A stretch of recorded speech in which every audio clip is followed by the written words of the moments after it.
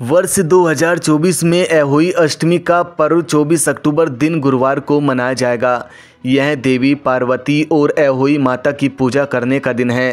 अहोई अष्टमी व्रत के दिन माताएं अपने बच्चों की लंबी उम्र, खुशहाल जीवन तथा तरक्की के लिए निर्जला रहकर यह व्रत उपवास रखती हैं। इस दिन भर व्रत रखकर रात में तारों को देखने तथा उन्हें अर्घ्य देने के पश्चात व्रत खोला जाता है। चलिए जानते हैं अहोई अष्टमी व्रत कथा के बारे में। अहोई अष्टमी की पौराणिक कथा के अनुसार प्राचीन काल में एक साहूकार था जिसके 7 बेटे और 7 बहुएं थीं। इस साहूकार की एक बेटी भी थी जो दीपावली पर ससुराल से मायके आई थी।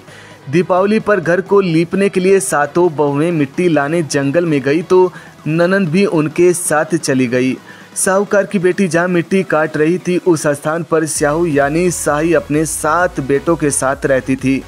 मिट्टी काटते हुए गलती से साहूकार की बेटी की खुरपी की चोट से स्याहू का एक बच्चा मर गया। इस पर क्रोधित होकर स्याहू बोली, मैं तुम्हारी कोख बांधूंगी। स्याहू के वचन सुनकर साहूकार की बेटी अपनी 7 भाभियों से एक एक कर विनती करती है कि वह उसके बदले अपनी कोख बंधवा ले। तब सबसे छोटी भाभी ननंद के बदले अपनी कोख बंधवाने के लिए तैयार हो जाती हैं। इसके बाद छोटी भाभी के जो भी बच्चे होते हैं वे 7 दिन बाद मर जाते हैं।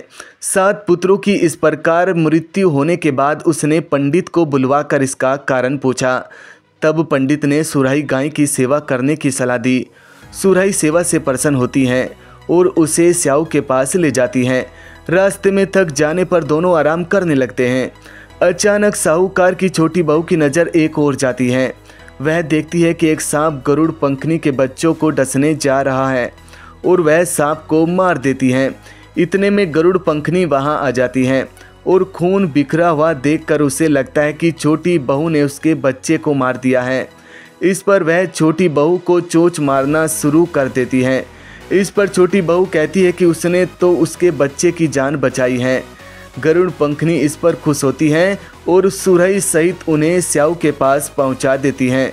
वह स्याहू छोटी बहू की सेवा से प्रसन्न होकर उसे 7 पुत्र और 7 बहू होने का आशीर्वाद देती हैं। स्याहू के आशीर्वाद से छोटी बहू का घर पुत्र और पुत्र वधुओं से हरा भरा हो जाता है।